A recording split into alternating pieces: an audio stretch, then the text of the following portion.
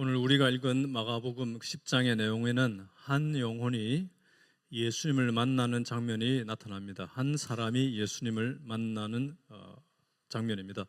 바디메오라는 사람이 나타나죠. 바디메오의 본명이 무엇인지 우리는 알 수가 없습니다. 바디메오라는 말은 디메오의 아들이다라는 뜻입니다. 바디메오.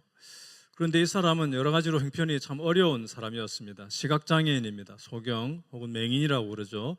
거기다가 거지입니다.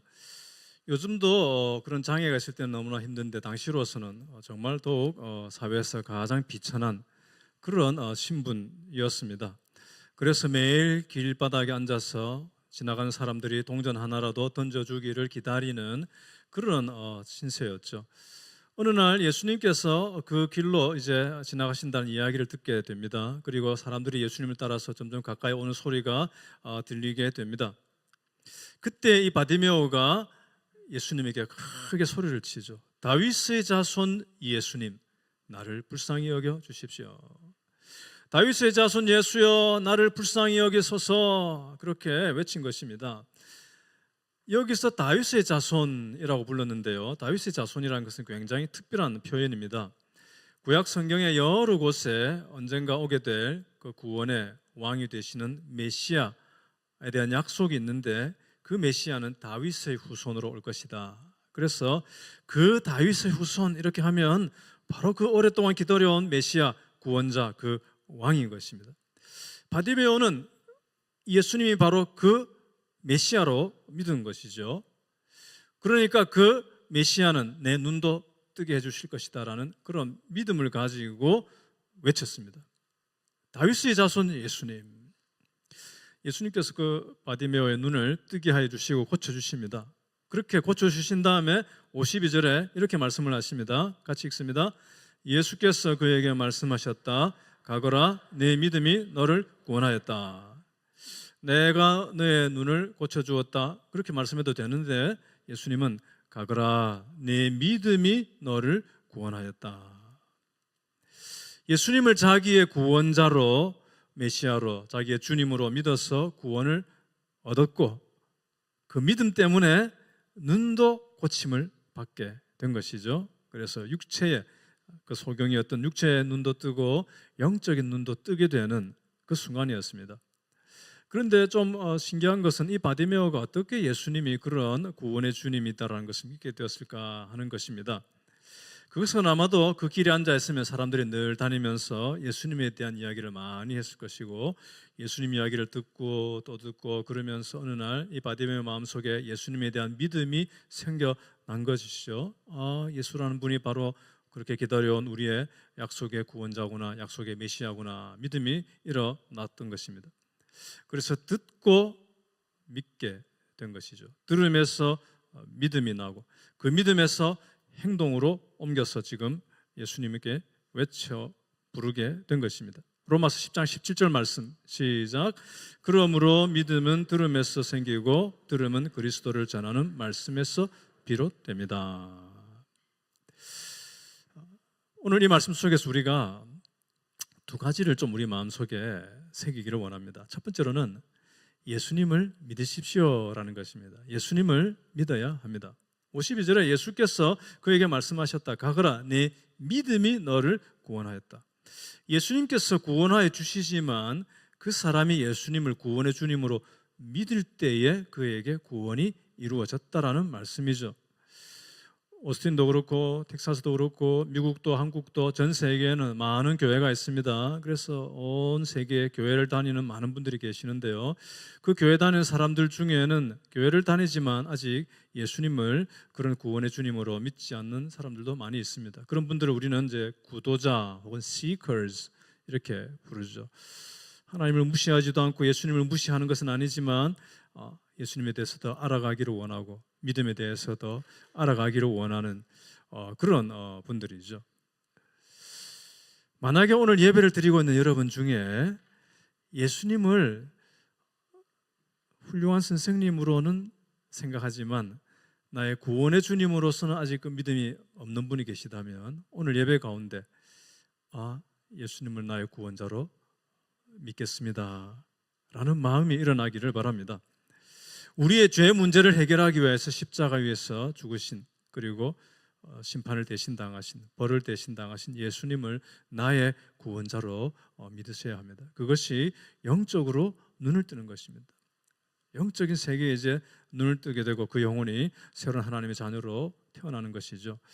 2015년 10년 전이죠. 미국의 찰스턴, 사우스캐롤라이나입니다. 거기에 있던 그 흑인 중심 지역의 마을의 한 교회당에서 어느 날 총기 난사 사건이 일어납니다. 인종에 대한 좀 혐오하는 마음을 가졌던 어떤 청년이 와서, 젊은 사람이 와서 총을 쏘아가지고 그 교회 담임 목사를 포함해서 9사람이 희생을 당하게 됩니다. 그래서 너무나 쇼킹한 뉴스였고요. 나중에 이제 장례식을 하게 되는데 그 장례식을 체육관 같은 곳에 빌려가지고 수천 명이 모여서 이제 진행을 하는데 거기에 오바마 대통령이 이제 와서 순서 중에 추모사를 하게 됩니다. 그런 추모하는 이런 장례의 이런 이야기를 쭉 하다가 마지막에 갑자기 멈추고 노래를 부르기 시작했어요. 오바마 대통령이. 사진 한번 보여주세요. 오바마 대통령이 갑자기 추모사 연설을 멈추고 노래를 부르는데 그 노래가 여러분도 잘 아는 내용이에요. 잘 아는 노래예요.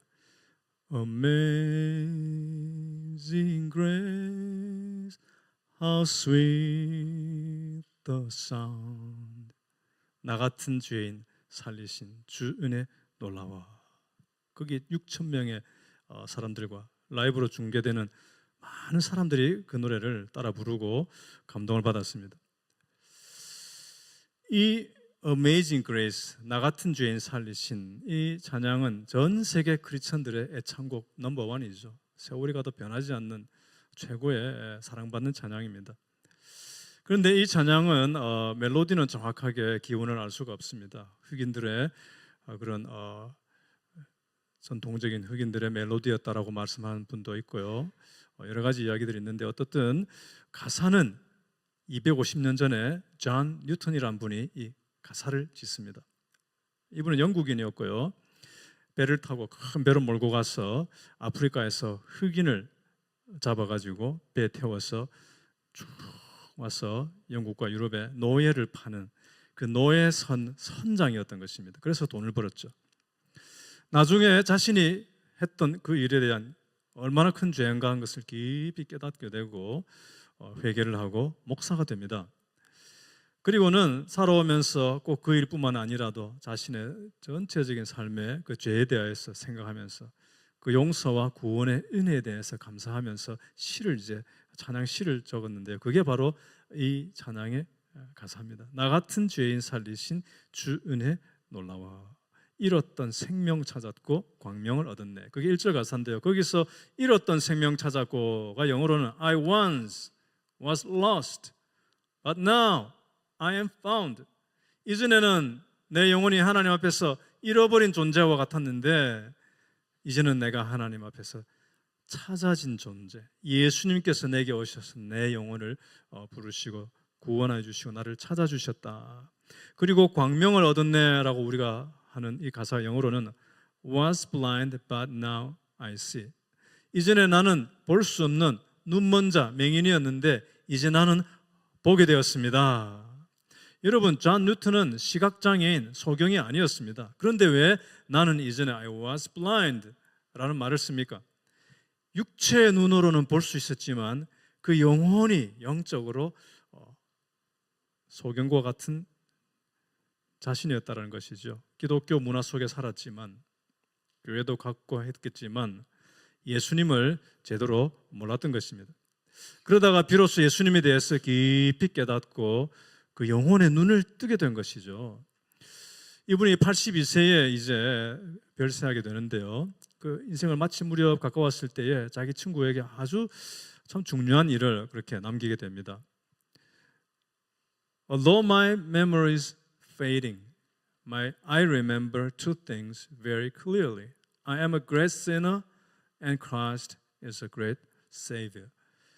내가 지금은 나이가 들어서 기억은 점점 희미해져 가지만 내가 분명하게 뚜렷하게 기억하는 두 가지가 있습니다. 내가 죄인이라는 사실과 그리스도께서 구원자라는 사실. 내가 큰 죄인, great sinner, 그리고 예수 그리스도께서 위대하신 great Savior, 크신 구원자라는 이 사실 두 가지를 나는 절대 잊어버리지 않습니다. 나의 죄인됨과 예수님의 구원자이심, 이 두 가지가 구원의 신앙을 위해서 필요한 핵심적인 두 가지 영적 지식입니다. 오늘 1부 예배 때 침례식을 했거든요.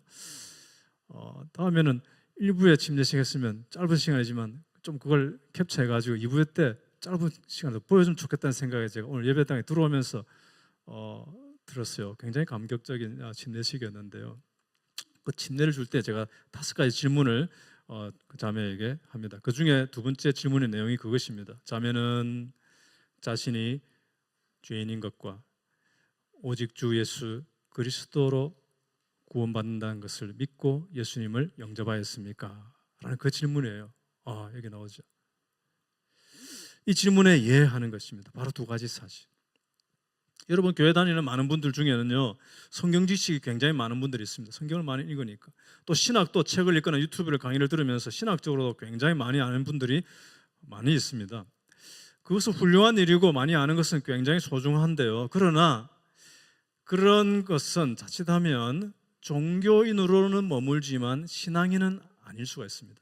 지성인은 될 수 있을지 모르겠지만 신앙인이 아닐 수가 있습니다. 많은 지식이 우리를 구원하는 것은 아닙니다. 이 두 가지 사실, 나의 죄인됨과 예수 그리스도께서 구원자이심을 믿는 이 영적 지식이 있고 그 믿음이 있을 때에 영혼이 눈을 뜨게 됩니다. 그럴 때에 종교인이 아니라 신앙인이 되고 지성인을 넘어서 신앙인이 되는 것이죠. 오바마 대통령이 그날 어메이징 그레이스를 부를 때 6천 명이 동시에 불렀고 방송으로 보는 사람들도 따라 불렀겠죠. 너무나 감동적이었습니다. 그래서 그 다음날 언론들이 보도를 하면서 오바마 대통령에 있어서 최고의 순간, 최고의 모멘텀이었다라고 다 보도를 했습니다. 귀한 일이죠. 그런데 그 모든 사람들 중에 예수님을 정말 자기의 구원자로 믿고 고백하는 사람이 6천 명 모두였을지는 우리는 알 수는 없는 것입니다. 문화적으로, 지성적으로, 교양적으로 그 노래를 불렀을 수도 있는 것이죠. 바디메오는 예수님이 자기 앞으로 가까이 오실 때 즉시로 예수님에게 외쳤습니다. 다윗의 자손 예수님, 나를 불쌍히 여겨주십시오. 그러니까 사람들이 막 야단치잖아요. 바디메오, 지금 너가 끼어들 그런 때가 아니야. 가만히 있어 하고 막 억누르게 됩니다. 그러니까 이 바디메오가 더 크게 외치잖아요. 또 막 외칩니다. 다윗의 자손 예수여, 나를 불쌍히 여기소서. 나의 구원과 내 영혼의 그 눈을 뜨는 일에는 체면이나 눈치 내려놓아야 하는 것입니다. 49절에 예수께서 걸음을 멈추시고 그를 불러오라고 말씀하셨다. 예수님께서 길을 멈추시고 그 사람을 불러와라. 그리고는 바디메오를 만나 주셨죠. 지금 이 설교를 하는 이 시간이, 설교를 듣는 이 시간이 여러분 중에는 어쩌면 예수님께서 또 지금 다시 한 번 더 다가오시는, 멈추어 서신, 그리고 여러분 앞에 다가오시는 시간인지도 모릅니다. 예수님을 그냥 지나가게 하지 마시고 지금 예수님을 믿기로 마음에 정하면 되는 것입니다. 하나님이 세상을 이처럼 사랑하사 독생자를 주셨다고 요한복음 3장 16절에 있습니다. 그런데 하나님께서 세상을 너무나 사랑하셔서 독생자 그 아들 예수 그리스도를 보내셨는데 그 예수를 믿는 사람이 영생을 얻는다라고 기록되어 있습니다. 그 예수를 공부하는 사람, 그 예수를 좀 안다고 말하는 사람이 영생을 얻는 것이 아니라 믿는 자가 영생을 얻는다고 성경은 말씀하고 있습니다. 여러분 이어령 씨라는 분을 여러분 중에 많이 들어보셨을 텐데요. 3년 전에 88세로 돌아가셨습니다. 근데 이분은 정말 대단한 삶을 사셨어요. 천재적인 삶을 사셨는데요. 20대에 한국의 어떤 신문사의 논설위원이었어요. 그 신문사의 가장 중요한 논리를 적는 사람 아닙니까? 그 다음에 월간 문학 사상의 그 주피를 지냈던 사람입니다. 30대에는 대한민국을 대표하는 문필가라는 말을 들으면서 유명해지게 됩니다. 33세 때 33살 때 이화여대 국문학과 교수가 됩니다. 이분이 책을 쓰면 바로 일본어로 번역돼 가지고 일본에서도 굉장히 두꺼운 독자층이 있었습니다. 대한민국 초대 문화부 장관을 지냈습니다. 젊은 나이에. 그리고 지금 대한민국에는 그 예술 분야에서 천재들을 길러내는 한국예술종합학교라는 것이 있는데요. 그런 학교가 대한민국에 필요하다는 것을 이분이 강력하게 주장해가지고 법을 거의 강력하게 밀어붙여가지고 그 학교가 탄생이 되게 되는 일도 이분이 다 해놓은 일이었습니다. 여러분 혹시 1988년생 여기 계세요? 일부 예배 때 딱 한 분 손을 들으시던데 1988년대 태어난 분 있어요? 네. 이게 한나자매 오늘 찬양한 88년 신기한데요. 1988년 대한민국 한반도에서 특별한 사건이 일어났죠. 올림픽이 열렸지 않습니까? 한국 역사에서 엄청난 순간이었습니다. 그 올림픽 전체 개회식과 폐회식을 계획하고 디자인하고 지휘한 사람이 바로 이 여령 씨였습니다. 올림픽 여러분 그 개회식인가 폐막식에 보면 사람들이 수만 명이 쫙 있는데 갑자기 조용해지면서 한 어린 아이가 이 굴렁쇠라 그러잖아요. 이렇게 굴리는 거. 딱 굴렁쇠 이렇게 굴리는 그 장면이 나와요. 그 잔디밭 위로 운동장에 전세가 그 조용한 순간을 다 지켜봤잖아요. 꼬마가 굴렁쇠를 굴리며 여러분 굴렁쇠를 제가 설명할 수 없겠는데 어떻든 그런 아이디어를 굉장히 창의적인 아이디어를 낸 분이 바로 이분이었습니다. 그래서 이분의 별명이 한국의 지성인이다라는 그런 대표적인 별명이 있었는데요. 그분에게 딸이 이민아 씨라는 딸이 있었습니다. 이민아 씨는 이화여대를 다니면서 학교를 다니다가 예수님을 믿게 됩니다. 그리고 3년 만에 이화여대를 두 전공으로 조기 졸업하고 미국으로 가서 공부를 해가지고 변호사도 되고 검사가 됩니다. 캘리포니아에서. 그러다가 나중에 갑상샘 암이 걸리게 됩니다. 거기다가 5살 아이가 특수자폐 판정을 받게 됩니다. 계속 너무나 고난의 일들이 막 찾아오게 되죠. 그래서 이제 이 아이를 위해서라도 하와이로 가서 하와이에서 좋은 환경 속에서 교육을 하게 됩니다. 거기서 열심히 전도도 하고 선교 활동도 하고 원주민 중심의 그 교회 다니면서 예배 생활도 합니다. 그런데 어느 날 이 이민아 자매가 시력이 갑자기 약해지게 됩니다. 하와이에 있는 미국 병원에 가니까 망막 박리 증세, 이름도 어려운데요. 각막이 반쯤 찢어져 가지고 많이 찢어졌기 때문에 이제 2주가 지나면 완전히 실명할 것이다. 볼 수가 없게 될 것이다. 현대의학으로는 고칠 수가 없다. 너무나 충격적인 진단을 받은 거예요. 한국에 있던 이 이민아 씨의 부모님이 여령 씨잖아요. 그래서 여령 씨 부부가 한국에 있다가 하와이로 날아갑니다. 가보니까 눈이 멀어가는 설거지하다가 접시가 툭 깨져가지고 일을 못하게 되고 너무 딸을 보고 불쌍해서 막 우는 거예요. 그러니까 이민아 씨가 아빠한테 그 이야기합니다. 아빠 울지 마세요. 나는 괜찮아요. 나는 진짜 괜찮아요. 나는 정말 괜찮은데 나는 예수님을 믿지 않는 아빠를 보면 나는 눈물이 나요. 난 한 가지 소원이 있는데 아빠 교회 나가세요. 그 말을 하는 거예요. 그러니까 이 여령 씨가 딸을 위해서라면 뭘 못할까 싶어가지고 그래 내가 너를 위해서라면 내가 뭘 못 들어주겠냐 교회 나갈게. 그래서 이제 하와이 그 원주민들이 많이 다니는 교회에 따라가게 됩니다. 가니까 이제 그 찬양하고 거기는 막 이렇게 서서 찬양도 하고 그런 스타일의 교회잖아요. 찬양을 하다가 그 교회 목사님이 갑자기 자 여러분들 각자 소원을 하나님 앞에 올려드리세요 하고 그런 각자의 소원을 기도하는 시간을 이제 갖게 되는데요. 그때 이 여령 씨가 하나님 앞에서 그 교회당에서 스스로 무릎을 꿇고 하나님께 개인적으로 소원을 올려드리게 됩니다. 하나님 저와 계약을 합시다. 하나님께 이제 딜을 하는 거예요. 하나님 저와 계약을 합시다.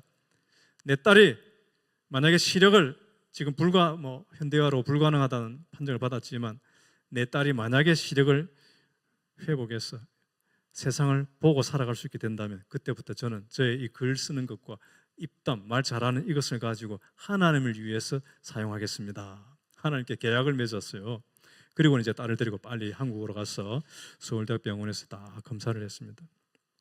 그러니까 서울대학 그 교수님이 아니 각막 찢어지지도 않았고 눈 깨끗한데요. 깨끗하다고 판정을 받은 거예요. 둘 중에 하나겠죠. 하와이에 있는 미국의 그 좋은 병원이 진단을 잘못했거나 정말 이어령 교수의 하나님 앞에서의 개인적인 소원을 따라서 하나님께서 깨끗하게 고쳐주셨거나 둘 중에 하나겠죠. 이어령 씨는 하나님의 기적을 스스로 체험하게 된 것입니다. 그러니까 가슴이 철렁했대요. 제가 그분 간증을 읽어보니까 가슴이 덜컹했습니다. 왜? 이제 진짜 교회를 계속 다녀야 되니까 큰일 난 거죠. 그러니까 이제 그 서울에서 딸은 너무 이제 신나가지고 그 온누리교회 새벽기도를 이제 가게 돼요.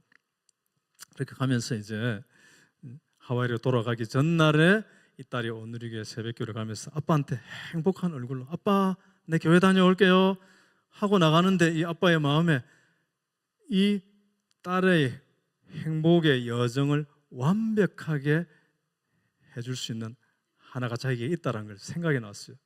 그래서 자기도 모르게 순간 말이 툭 튀어나왔습니다. 얘야 너 목사님 만나면 나 세례 받는다고 말씀드려라. 자기 스스로 내 세례 받을게. 그렇게 하면 딸의 행복의 여정에 완벽한 이제 그림이 완성될 거로 생각을 한 거죠. 그러니까 이 따님이 교회 가가지고 바로 그날 전체 앞에 간증을 해버렸어요. 그리고 목사님이 이 자매의 아빠가 바로 그 유명한 이어령 교수입니다. 하니까 사람들이 다 울면서 감동을 했죠. 그리고는 마침 그 자리에 신문 기자가 한 명 있었는데요. 그 다음날 신문에다가 그냥 엄청나게 보도를 해버린 것입니다. 이어령 씨가 세례받는다고 뭐 지성에서 영성으로 제목이 그거였어요. 지성에서 영성. 그래서 나중에 이분이 그 신앙에 대한 책 제목도 나중에 지성에서 영성으로라는 책이 나오지 않습니까? 그러니까 이제 온 대한민국에서 주목을 받게 된 거예요. 너무 부담이 되었어요. 그래서 이어령 씨가 고민을 하다가 하용조 목사님께 부탁을 드립니다. 목사님 보니까 외국 강연회 자기가 볼 때는 강연회죠. 우리가 볼 때는 집회고 부흥회고 그런 건데 강연회를 많이 다니시는 것 같은데 제가 따라가가지고 외국에서 제가 살짝 좀 세례받고 오면 안 되겠습니까? 그러니까 갑시다. 그래서 그 당시 하용조 목사님이 일본 선교를 굉장히 열심히 하셨어요. 도시마다 해서 러브 소나타 해서 전도 집회를 아주 세련되게 열심히 잘 하셨는데요. 그 도쿄 러브 소나타 전도 집회 이어령 교수를 모시고 갔어요. 그래서 거기서 호텔에서 한국에 있는 목사님들을 모시고 와가지고 호텔에서 세례를 주는데요. 그 사진을 보여주세요. 하영조 목사님이 머리에 안수를 하죠. 그리고 그 주변에 홍정길 목사님 그 외에 아주 목사님들이 가서 같이 세례를 주게 되었습니다. 그래서 정말 지성에서 영성의 세계로 들어가는 이어령 씨의 영적인 눈이 뜨이게 되는 중요한 모멘텀이 저 때가 된 것이죠. 이제 저를 보시기 바랍니다. 그리고는 이제 이어령 씨가 이제 신앙의 길을 가게 되는데요. 어느 날 시를 하나 발표하게 됩니다. 스스로 발표한다기보다도 적게 되죠. 자기가 예수님을 점점 알아가게 되는 과정 속에 시를 하나 하게 되는데요. 어느 무신론자의 기도라는 시입니다. 이 시는 자기가 아직 예수님을 믿지 않고 구도자 예수님께 마음을 점점 이제 가까이 가는 그 어느 한 날의 자기의 상태에 대해서 어느 무신론자의 기도를 적습니다. 이 시를 적을 때 그는 구도자였습니다. 하나님, 당신의 제단에 꽃 한 송이 바친 적이 없으니 절 기억하지 못하실 겁니다. 그러나 하나님, 모든 사람이 잠든 깊은 밤에는 당신의 낮은 숨소리를 듣습니다. 그리고 너무 적적할 때 아주 가끔 당신 앞에 무릎을 꿇고 기도를 드립니다. 좀 더 가까이 가도 되겠습니까? 당신의 발끝을 가린 성스러운 옷자락을 때 묻은 손으로 조금 만져봐도 되겠습니까? 아름다운 시 한 줄을 쓸 수 있도록 허락해 주시겠습니까? 하나님. 이것이 자신의 그 상태에 솔직한 하나님께 다가서는 상태였죠. 그 다음에 이제 진짜 어느 순간에 그 영혼의 눈이 뜨여서 예수님을 구주로 믿게 되었죠. 그 다음에 또 적게 돼요. 어느 무신론자의 기도 2가 나오게 됩니다. 그 내용이 이런 내용이에요. 당신을 부르기 전에는 아무 소리도 들리지 않았습니다. 당신을 부르기 전에는 아무 모습도 보이지 않았습니다. 하지만 이제 아닙니다. 어렴풋이 보이고 멀리에서 들려옵니다. 어둠의 벼랑 앞에서 내 당신을 부르면 기척도 없이 다가서시며 네가 거기 있었느냐?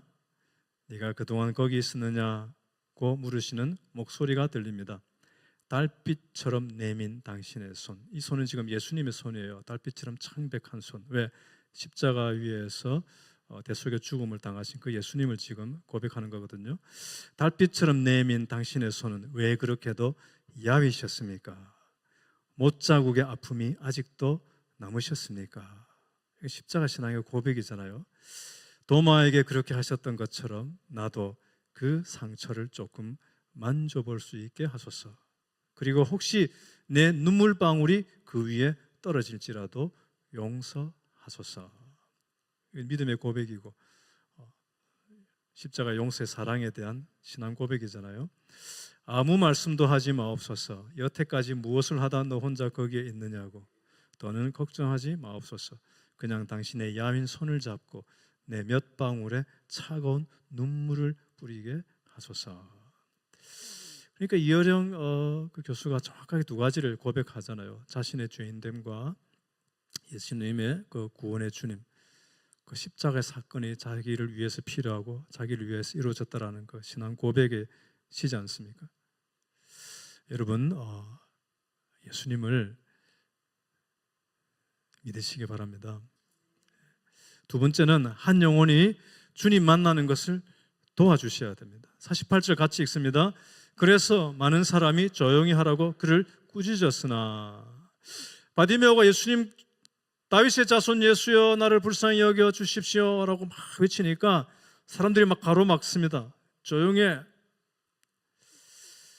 그때 가로막는 사람들은 지금 유월절을 지키기 위해서 예루살렘으로 가는 사람들입니다. 유월절 지키기 위해서 예루살렘에 가는 사람들은 동서남북 심지어는 몇 날 며칠을 몇 주씩 이렇게 오는 사람들도 있었어요. 그러니까 대단한 열심이 있고 종교성이 있는 사람들이었습니다. 그런데 그 사람들은 이 바리새오 정도의 사람은 전혀 소중한 영혼이 아닌 거예요. 그들 눈에는. 조용히. 그런데 예수님께서는 그 작은 한 영혼을 위해서 예루살렘으로 가시던 발걸음을 멈추십니다. 그리고 그를 불러오라고 말씀을 하시죠. 그를 불러오라. 주님의 마음이 어디에 있습니까? 바로 그 한 영혼에 있습니다. 이 마가복음 10장 32절에 보면 그들은 예루살렘으로 올라가고 있었다. 예수님께서 마지막 예루살렘으로 가는 도중에 있습니다. 이제 구원의 일을 완성하시기 위해서 십자가를 지러 가시는 그 길에 있습니다. 그 중요한 주님의 사역의 여정 중에 자기 이름을 부르는 이 한 영혼을 주님은 놓지 않으시고 멈추어 서셨습니다. 사람들은 이 바디메오가 이 유명한 예수 선생의 관심을 받을 만한 그런 자격이 없는 사람이라고 생각을 하는 거죠. 시간이 아깝다. 하찮은 사람이 위대하신 예수님 가시는 길을 가로막으면 되겠느냐? 그렇게 생각을 한 것이죠. 그런데 사실은 그 사람들이 그 한 영혼이 주님 앞으로 가는 길을 가로막고 있는 것입니다. 영혼에 대한 감각이 희미해져 버린 것이죠. 저 같은 목사들이 그렇게 될 위험이 정말 많습니다. 신앙생활이 그냥 습관이 되어버릴 때 우리 속에도 문득문득 그런 모습이 비칠 때가 있습니다. 다른 사람의 신앙의 영적 성장 과정 속에 우리가 상처를 줄 때가 있습니다. 누군가 한 사람이 예수님을 만나는 그 삶의 길에서 우리가 실망을, 아픔을 줄 때가 있습니다. 우리는 때로 서로 판단하고 막 구별을 합니다. 그래서 영혼에 대한 관심이 점점 메말라가죠. 따뜻함이 사라져갑니다. 여유와 포용력이 우리는 사라져갑니다. 그래서 누군가 그걸 딱 지적해주지 않으면 우리는 내 신앙이 계속 훌륭한 줄 알고 살아가게 되고 그것이 교회 전체의 문화가 될 수도 있는 것입니다. 예수님께서 그를 부르라, 그를 부르라 고 말씀하셨을 때는 주님은 그 속에 중요한 메시지를 지금 사람들에게 던지고 계시는 것입니다. 그를 부르라. 한 영혼에 대한 관심을 놓치면 안 돼. 그 메시지잖아요. 뭐가 중요한지 잊어버리지 마. 예수님은 바디메오의 눈을 뜨게 해주신 이 기적을 통해서 그 주변의 사람들의 영혼에 대한 관점의 그 눈을 같이 지금 뜨게 해주시는 것입니다. 한 영혼을 기다리시고 부르시는 그 주님의 마음이 우리 모두의 마음이 되었으면 좋겠습니다. 잃어버린 양을 찾아 나서는 주님의 그 목자의 마음을 잃어버리지 않는 그런 우리 늘 푸른 교회가 되기를 소망합니다. 한 영혼이 눈을 뜨는 그 과정에 걸림돌이 아니라 디딤돌이 되어주는 우리가 되십시다. 다른 사람을 예단, 미리 짐작해서 판단하지 마십시오. 그 사람은 절대 안 믿을 거야.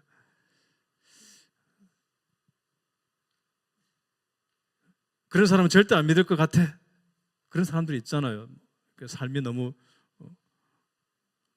무너졌다든지, 아니면 너무 똑똑해 보인다든지, 가진 것이 너무 많다든지, 그 사람은 절대 안 믿을 거야. 우리는 그렇게 생각할 때가 있습니다. 누가 구원받을 만한 사람인지 내가 정하지 마십시오. 예수님 진짜 안 믿을 것 같고 예수님 믿기 너무 힘들 것 같은 그런 스타일 같은 느낌 같은 생각이 드는 것 같은 그런 한 사람을 제가 소개해 드릴 텐데요. 사진 하나 보여주세요. 오늘 일부 예배 때 침례를 받은 김규리 자매인데요. 어젯밤에 한수의 목자님이 저한테 사진을 보내왔어요. 우리가 목장에서 미리 파티를 했습니다 하면서 아마 금요일 날 좀 한 것 같아요. 그래서 저기 지금 이렇게 앞에서 무릎을 꿇고 짠 하고 있는 이제 자매님이 한섬의 목자고요. 그 식구들이 이렇게 축하를 하고 있습니다. 김규리 자매 오늘 이제 감사합니다. 자매의 간증을 들어보면요, 어린 시절부터 집안에 가족들의 죽음이 많았습니다. 그래서 하나님께 대한 회의와 불만과 원망이 가득했습니다. 그리고 굉장히 똑똑한 자매였어요. 그 멘사라고 IQ 156 이상만 이렇게 들어갈 수 있는 멘사 클럽에서 이제 단톡방에서 대화하고 거기서 너희들은 하나님이 있다고 생각하니 이런 거 막 물어보고 이제 그러니까 다들 하나님이 어디 있냐? 그런데 신은 있을지도 몰라. 우주 어디인가에 신은 있을지도 몰라. 이 정도로 이제 그런 대화를 하고 살아가던 그 자매가 4년 전에 오스틴에 오게 되죠. 이제 그것이 하나님께서 부르시는 과정입니다. 오스틴에 오게 되고 우리 교회 12월 31일 할렐루야 나잇이 있는 그 행사에 참석했던 것 같아요. 4년 전에 거기 와서 행사에 참석하고 우리 교인들의 만남이 이어지면서 마음이 열려지기 시작했습니다. 제가 여기 와서 얼마 되지 않아 가지고 한 번은 코스트코에 간 적이 있는데요. 코스트코에 가서 이렇게 걸어가는데 뒤에서 누가 목사님 하고 부르는 거예요. 깜짝 놀라가지고 이 코스트코에서 누가 나를 한국말로 목사님 딱 돌아보니까 규리자매가 서 있어요. 규리자매 키도 크고 막 그래서 탁 눈에 띄잖아요. 웬일이에요? 이렇게 자기 남편이 지금 여기에 와 있다는 거예요. 그래서 남편을 코스트코에서 제가 처음 만나게 되었는데요. 너무너무 잘생겼어요. 남자인 제가 봐도 이야 진짜 멋진 남자다. 그래서 코스트코에서 처음 인사를 하고 제가 헤어졌는데 이번 주에 침대 받기 전에 제가 규리 자매한테 물어봤어요. 혹시 남편이 침례식 때 올 수가 없느냐 하니까 올 거래요. 그러면 내가 앞에 나오시라 해가지고 2가지 질문을 할 텐데 그런 게 해도 괜찮겠느냐 하니까 물어보겠다더니만 하겠다 했어요. 그래서 오늘 앞으로 나오시게 해가지고 제가 질문을 했었어요. 규리 자매가 진정성을 가지고 하나님을 믿으려고 그동안 그렇게 신앙의 길을 걸어온 것을 옆에서 보고 인정하십니까? 예. 이렇게. 규리 자매가 앞으로 신앙생활 잘할 수 있도록 도와주시겠습니까? 예. 그분이 예배 시간에 바로 저 앞에 앉으셨거든요. 찬양도 모르고 서가지고 15분 넘게 서가지고 얼마나 어색하고 썰렁하고 다 이렇게 자기도 준비돼가지고 이렇게 하면서도 예배 다 참석하고 나중에 축구할 때 꽃도 같이 갖다 주고 그렇게 하고 갔는데요. 하나님은 그렇게 우리 생각에는 진짜 예수 믿기 힘들겠다 싶은 사람들을 하나님은 하나님 시간 속에 부르시기도 하는 거죠. 제가 미국에서 목회할 때 오래전에 특별한 세미나들을 좀 다니게 되는데요. 그 중에 어떤 세미나는 굉장히 성경의 그 보수적인 관점, 말씀 그대로 받아들이고 그 다음에 개혁주의 신학 위에서 청교도 신앙을 따르고자 하는 굉장히 경건한 그런 신학 운동을 하고 교회 운동을 하는 사람들의 세미나가 있습니다. 이제 거기에 제가 갔는데 수천 명이 모였어요. 집회를 하는데요. 찬양을 하는데 찬양도 굉장히 아름다운 멜로디 그리고 신학적으로도 굉장히 가사가 깊고 심오한 그런 찬양들을 많이 불러요. 그런데 찬양하는데 제 앞에 어떤 형제가 손을 드는데 손이 쑥 올라가는데 보니까 팔뚝에 시퍼렇게 타투가 그냥 쫙. 순간 제가 뒤에서 섬찟했어요. 그 옆에 보니까 머리가 노란 자매가 노란색 머리하고 같이 찬양을 막 부르는 거예요. 팔뚝 문신에다가 노랑 머리. 제가 보니까 뒤에서 서가지고 찬양하면서 제가 하나님 외모로 판단하지 않게 하옵소서 하면서 제가 막 하면서 찬양을 했었어요.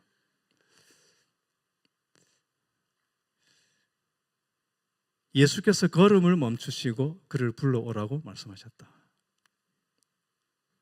우리가 다른 사람을 판단하는 선입관을 멈추고 우리가 누군가를 제외시키려고 하는 교만한 마음을 멈추고 우리의 스타일과 우리 익숙한 어떤 그런 것들을 멈추고 주님께서 부르시는 영혼들을 잘 그렇게 막지 않고 인도할 수 있는, 그래서 다른 영혼이 주님을 만나는 그 길에 도움이 되는 우리 자신이 되고 도움이 되는 목장이 되고 도움이 되는 우리 교회가 되기를 소망합니다.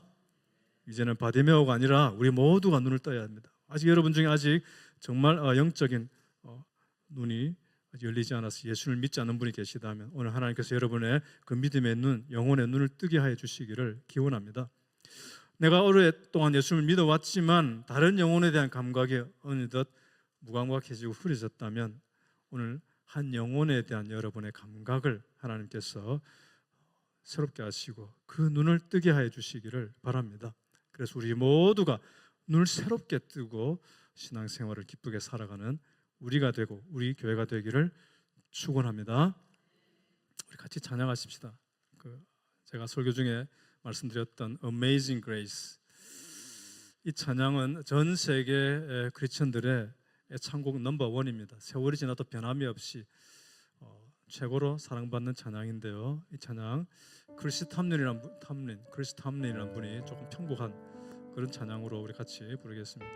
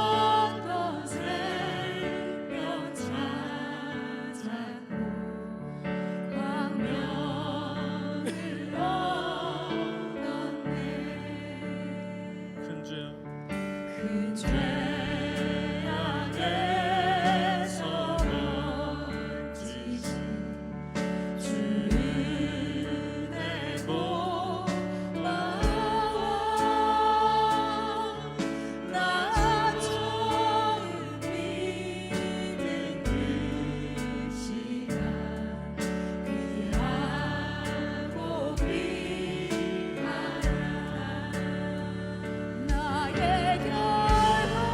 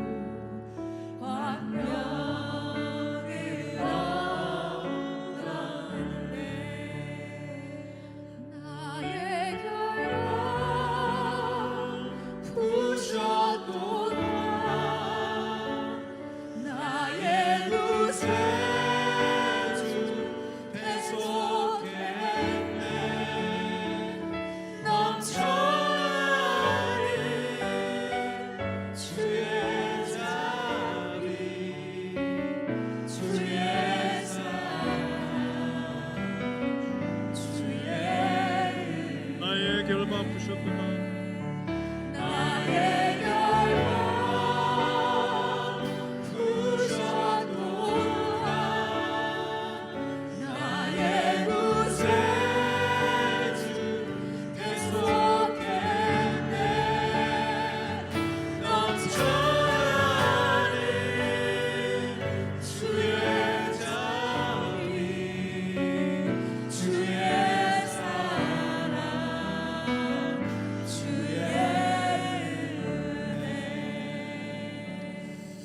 각자 한번 기도하겠습니다. 기도할 때에 혹시 여러분 중에 예수님 믿기를 머뭇거리는 분이 계시면, 하나님, 내가 예수님을 아직 다 모르지만 그러나 내가 예수님을 나의 구원자로 믿고 살겠습니다,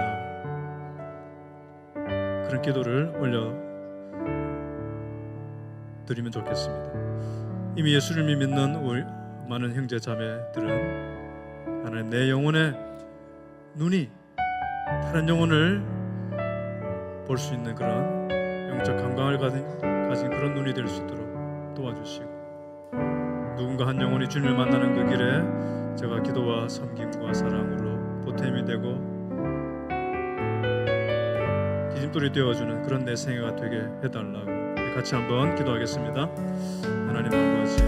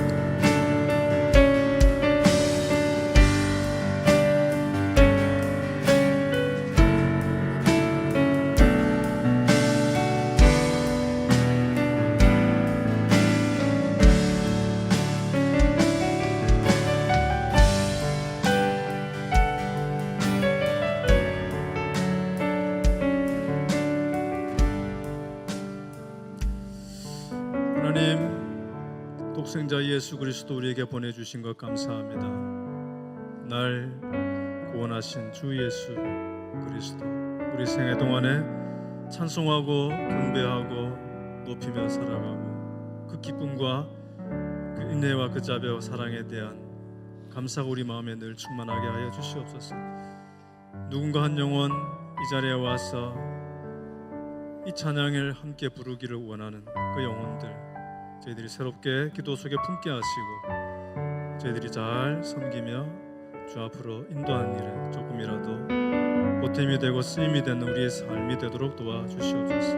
우리 늘 푸른 교회 이 사명을 위하여 기쁘게 즐거이 뜨겁게 헌신하는 하나님의 공동체로 날마다 강하게 세워 주시옵소서.